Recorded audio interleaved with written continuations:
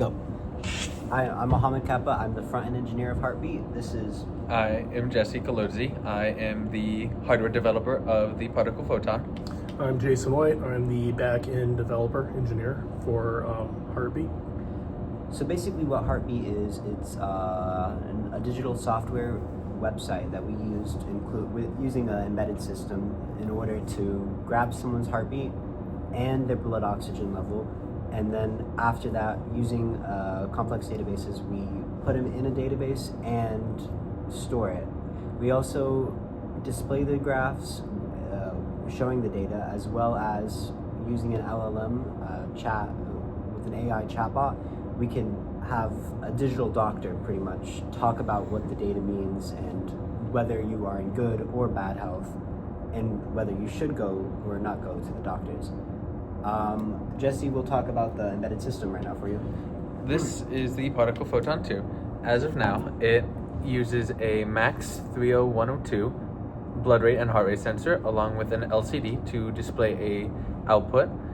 This is how the particle photon 2 somewhat communicates with the customer in a sense, telling them to put their finger on the sensor and wait until it takes enough measurements to be able to upload to the server, or if they miss a measurement, it will flash a specific color and show on the LCD, and it will usually be within a configurable interval that they can choose for the time frame of these measurements through the front-end services provided by Mohammed, and next will be Jason, which is our back-end developer.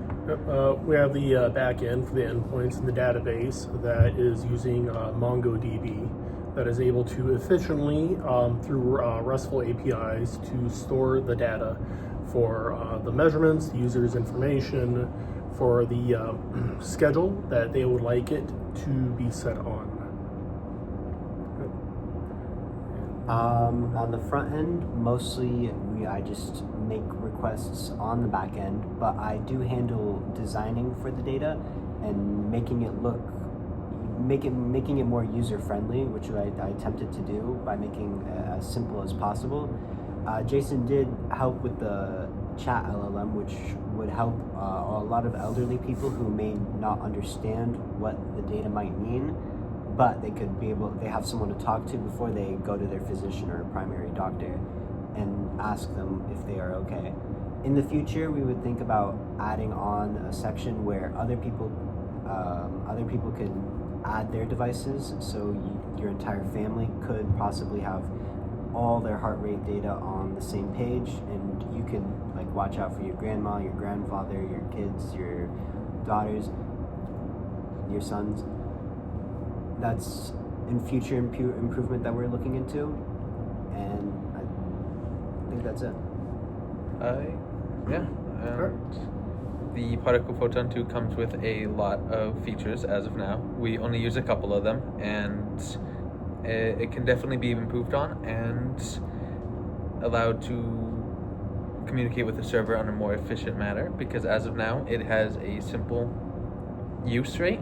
You just turn it on, have it connect to any sort of local Wi-Fi, and if it has access, it should get right going into its algorithm to be able to track your heart rate throughout the day, as you would only need to put your finger on the sensor whenever the intervals happen, and during the downtime you would basically just wait until the next interval.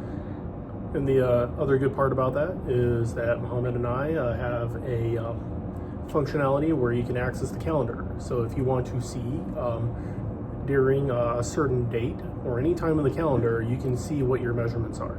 And that is successfully stored within the MongoDB, and also weekly stats for average, min, and max heart rate for any 70-day week period that you would like to access. All right. I think that's all the time we have left. Thank you, and hopefully you invest in HeartBeat. Yes.